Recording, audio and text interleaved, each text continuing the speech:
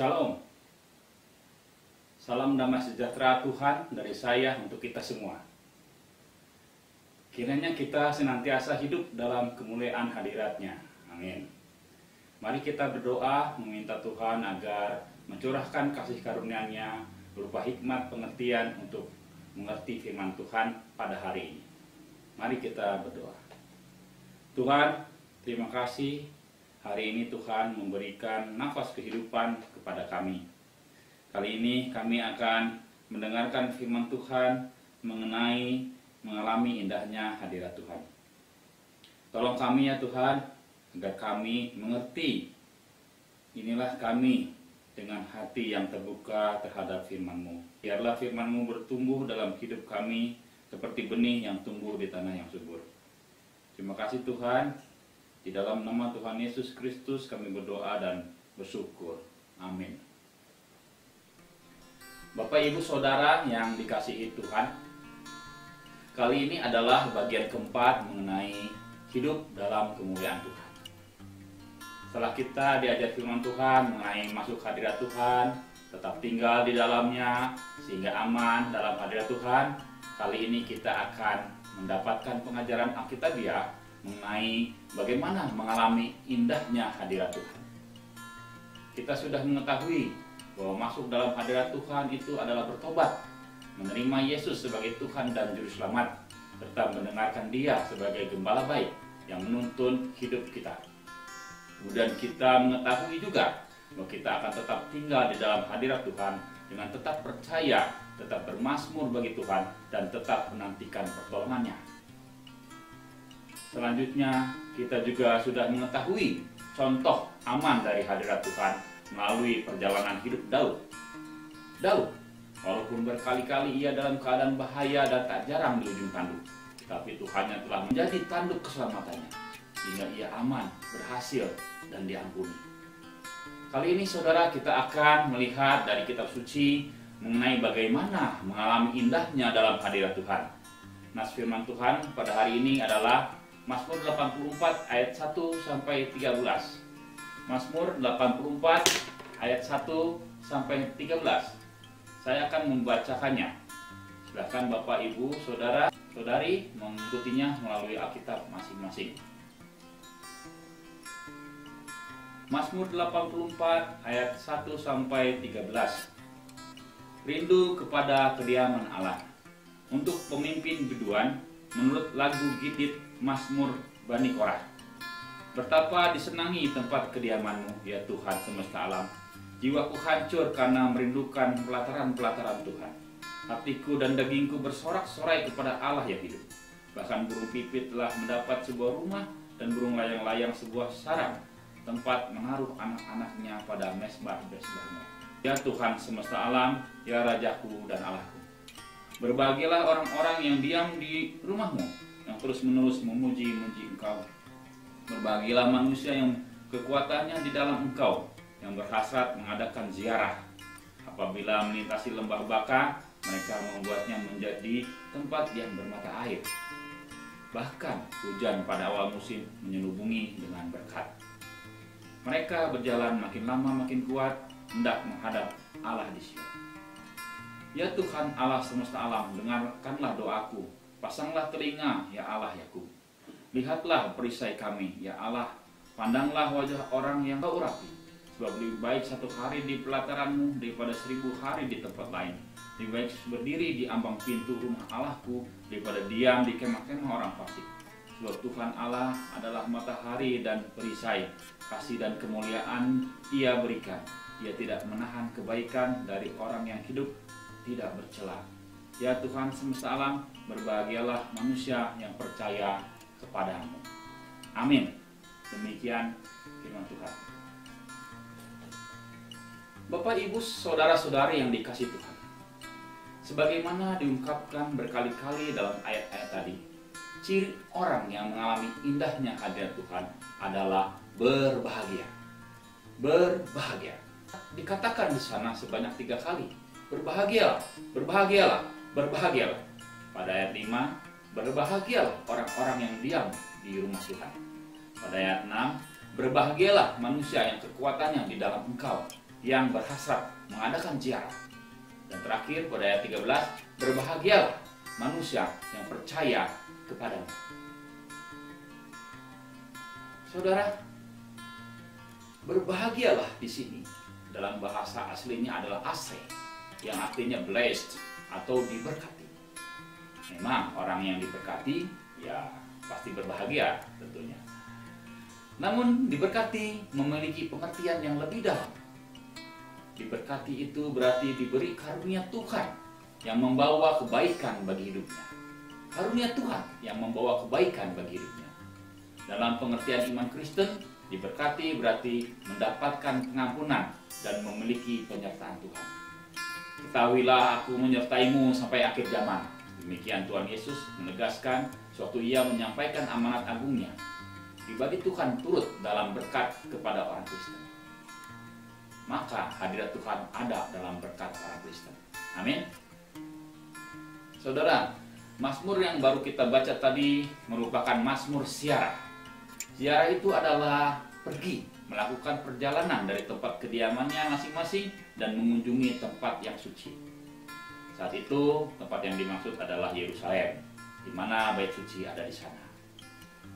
Bapak Ibu Saudara yang dikasihi Tuhan, tampak dalam Mazmur ini, rupanya perjalanan ziarah merupakan bagian yang cukup disoroti. Kenapa? Karena memang perjalanan tersebut tidak mudah. Mereka harus melalui tantangan dan medan yang melelahkan untuk dapat sampai ke Yerusalem. Bagi mereka, sampai di Yerusalem adalah merupakan kebahagiaan tertinggi. Karena mereka meyakini ada berkat yang tak terkira di sana, yaitu hadirat Tuhan. Pada pasal 11 dinyatakan, lebih baik 1 hari di pelataranmu daripada 1000 hari di tempat lain. Saudara, pernyataan tersebut menggambarkan betapa bahagianya mereka berada di sekitar bait suci. Dikatakan di sana, lebih baik 1 hari di pelataran bait suci daripada 1000 hari di tempat lain. Apa artinya ini? Artinya, jika mereka memiliki 1000 hari dan setiap hari mereka berbahagia, mereka mau menukarkan kebahagiaan yang 1000 hari itu dengan kesempatan berada 1 hari saja di pelataran bait suci. Wah, luar biasa ini saudara. Penghargaan mereka terhadap pengalaman hidup di dekat bait suci sungguh luar biasa.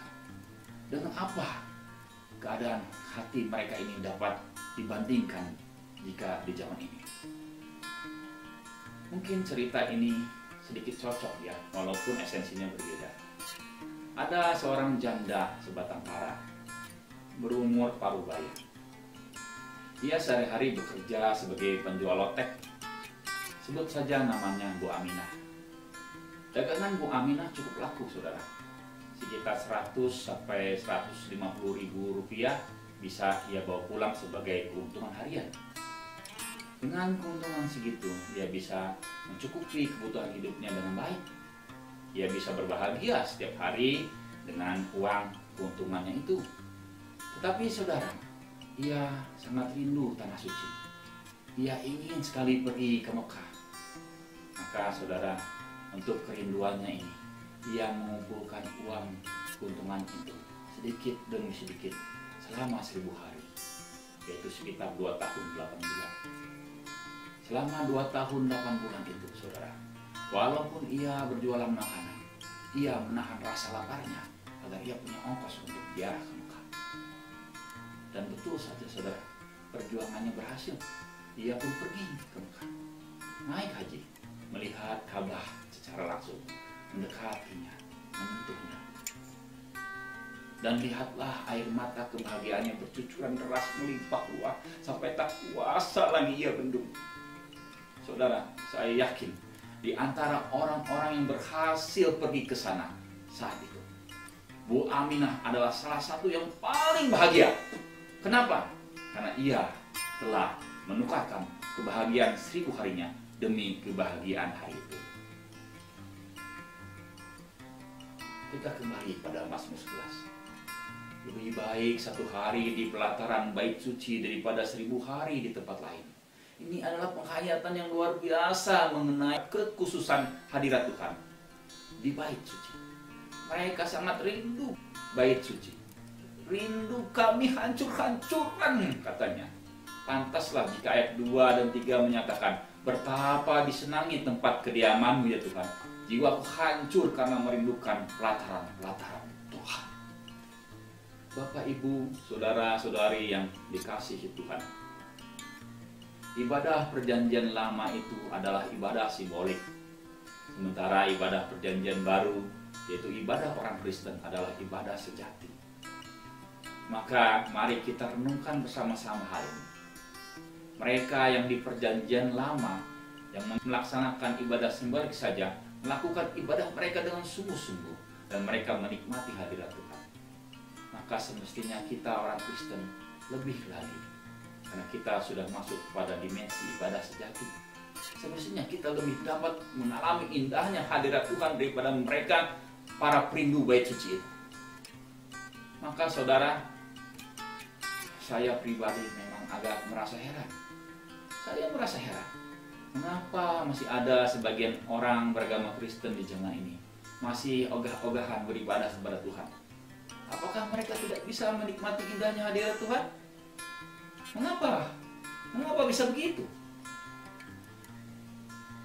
Bapak, Ibu, saudara-saudari yang dikasihi Tuhan, dengan memahami bahwa ibadah perjanjian lama adalah ibadah simbolik, maka mari kita melihat satu persatu ayat 5 sampai ayat 8 melalui kacamata iman Kristen, yaitu melihat secara ringkas pengertian-pengertian pada ayat itu yang relevan dengan praktik hidup umat Kristen.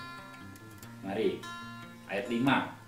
Berbahagialah orang-orang yang diam di rumahmu, yang terus-menerus memuji-muji Engkau. Ini adalah keadaan ideal, dambaan setiap orang percaya.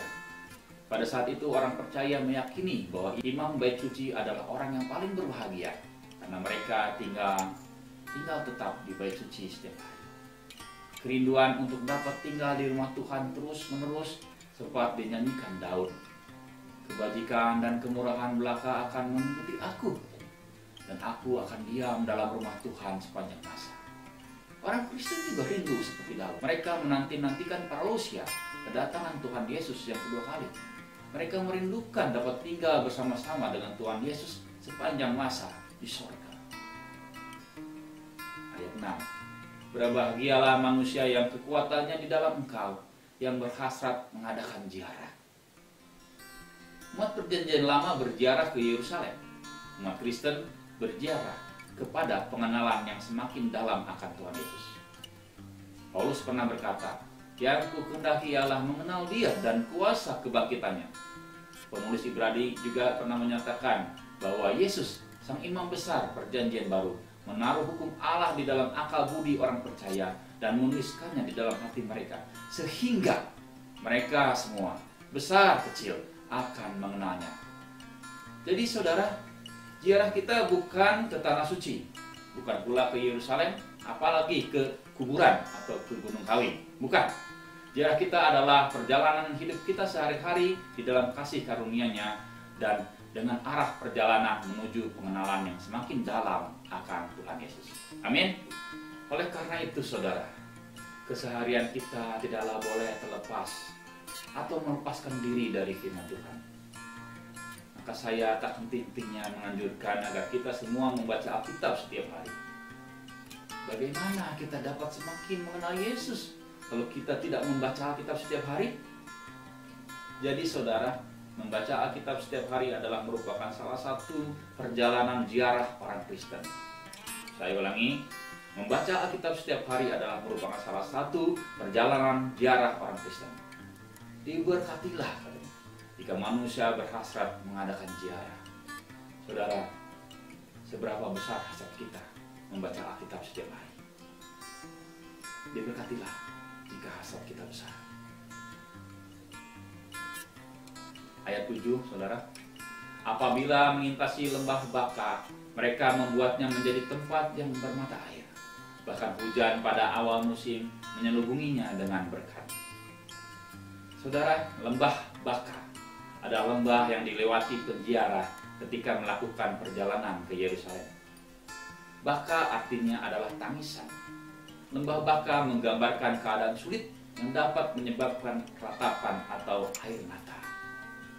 Saudara, perjalanan hidup orang Kristen tidak selalu mulus, ada istilah tidak selamanya langit kan cerah, ada kalanya juga mendung. Ya betul, kita punya lembah bakat kita masing-masing. Saudara sekalian, jika ayat 6 dan 7 disambungkan, maka ringkasannya seperti ini.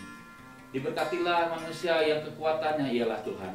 Mereka akan melintasi lembah air mata, tetapi mereka akan membuatnya menjadi tempat yang bermata air. Wow, luar biasa. Itu dia ciri sejati orang-orang percaya. Mereka dalam perjalanan hidupnya sehari-hari tidak patah semangat. Mereka tidak patah semangat apabila mengalami kesulitan dan penderitaan. Bahkan mereka dapat mengubah keadaan air mata menjadi mata air. Oh, haleluya. Air mata berubah menjadi mata air. Itu juga berbicara mengenai kekuatan kesaksian. Orang yang paling efektif menghibur orang yang sedang sakit kanker adalah orang Kristen yang juga pernah kanker. Orang yang paling bisa memberi semangat kepada orang yang gagal seleksi akademi adalah mahasiswa Kristen di akademi itu yang juga pernah mengalami kegagalan yang sama. Demikianlah orang-orang Kristen yang pernah mengalami kegagalan namun akhirnya berhasil dapat menjadi mata air bagi mereka yang sedang berair mata. Amin. Itulah fungsi orang percaya, menghibur dan menguatkan. Karena memang di dalam dirinya ada roh yang menghiburkan. Roh penghibur. Roh Kudus. Ayat 8. Mereka berjalan makin lama makin kuat hendak menghadap Allah di Sion. Ayat ini menunjukkan bahwa orang percaya memiliki semangat yang semakin menyala. Perjalanan hidup percayanya kepada Tuhan semakin hari semakin kuat. Ini dapat digambarkan seperti seorang musafir yang sudah berjalan sangat jauh. Dia memang lelah. Tetapi sekarang tujuan perjalanannya itu sudah terlihat. Ada jalan menanjak di depan mata. Jalan yang sesungguhnya tidak lebih mudah dari sebelumnya. Namun saudara, alih-alih beristirahat karena penat di sana-sini, musafir itu justru mempercepat langkahnya. Langkahnya semakin tegap dan semakin pasti. Kegontaiannya hilang. Dia tampak semakin lama semakin kuat. Sukacita hidupnya pun semakin lama semakin besar. Itulah kekuatan orang percaya yang setiap hari mendekat kepada pengharapannya. Kita, orang Kristen, semestinya seperti itu. Diberkatilah orang yang berhasrat mengadakan ziarah. Katanya, air matanya akan menjadi mata air dan mereka akan berjalan semakin lama semakin kuat. Amin. Orang Kristen itu sesungguhnya adalah orang yang mengadakan ziarah. Perjalanan hidup orang Kristen adalah sebuah ziarah. Namun memang ada yang tidak berhasrat. Maka tak heran air matanya terus-menerus tetap sebagai air mata. Dan perjalanan imannya tidak menjadi semakin kuat. Mereka merasa tidak diberkati. Hidupnya lebih banyak mengeluh dan menuntut ini dan itu, serta menyalahkan keadaan. Sedih sekali. Saudara, janganlah kita menjadi orang Kristen yang seperti itu. Maka marilah kita berhasrat berziarah, berhasrat menempuh perjalanan hidup percaya kita kepada Tuhan.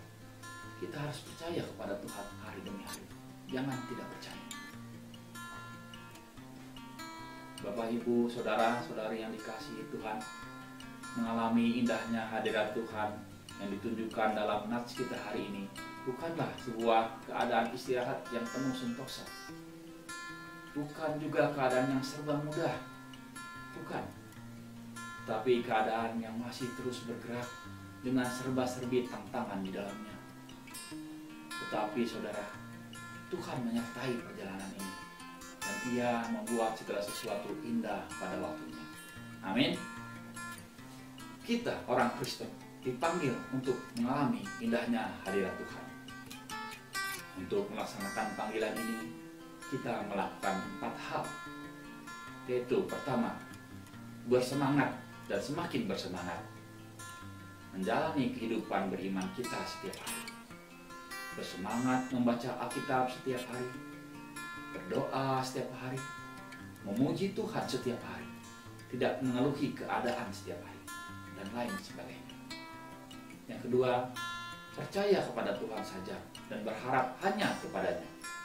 Percaya bahwa Tuhan menjadikan segala sesuatu indah pada waktunya. Percaya bahwa Tuhan turut bekerja dalam segala sesuatu untuk mendatangkan kebaikan bagi mereka yang mengasihi. Yang ketiga, saudara, jadilah berkat, seumpama penjara yang membuat mata air di lembah bakar. Mereka berhasil membuat banyak orang tertolong dari kesusahan. Yang keempat, saudara, rindukanlah hadirat Allah di dalam rumah. Alangkah indahnya, saudara, jika semua anggota di dalam rumah sepakat dalam menomorsatukan Tuhan Yesus. Ada suasana sorga di dalamnya pasti. Ada suasana sorga di rumah yang seperti itu. Pada rumah yang seperti itu, saudara, orang akan berkata, lebih baik satu hari di rumah kita daripada 1000 hari di tempat lain. Amin. Amin. Mari kita berdoa. Bapa, terima kasih untuk firman Tuhan pada hari ini. Lengkap sudah ya Tuhan tema firman Tuhan selama di bulan ini. Kami memahami hadirat Tuhan. Kami perlu bertobat. Kami perlu memutuskan hidup untuk mendengar tuntunan-Mu sebagai gembala yang baik. Kami perlu terus tetap tinggal di dalam hadirat Tuhan dengan teguh beriman. Kami juga harus meyakini janji Tuhan yang mengamankan kami dari segala bahaya dan hambatan-hambatan. Yang terakhir ya Tuhan, kami juga harus dapat mengalami indahnya hadirat Tuhan, yaitu menjalani kehidupan kami sehari-hari dengan penuh percaya, walaupun ada banyak tantangan dan rintangan di hadapan. Biarlah kami selalu bersyukur kepada Tuhan dan melihat peluang-peluang untuk menghasilkan solusi, sehingga kami juga dapat menjadi berkat buat banyak orang. Biarlah kerinduan kami selalu kepada Tuhan. Biarlah kami menanti-nantikan kedatangan Tuhan yang kedua kali, agar kami hidup bersama Tuhan sepanjang masa, tinggal di dalam rumah Tuhan. Haleluya ya Tuhan. Terima kasih ya Tuhan. Terpujilah nama Tuhan. Di dalam nama Tuhan Yesus kami berdoa dan bersyukur. Amin. Amin. Tuhan memberkati kita semua.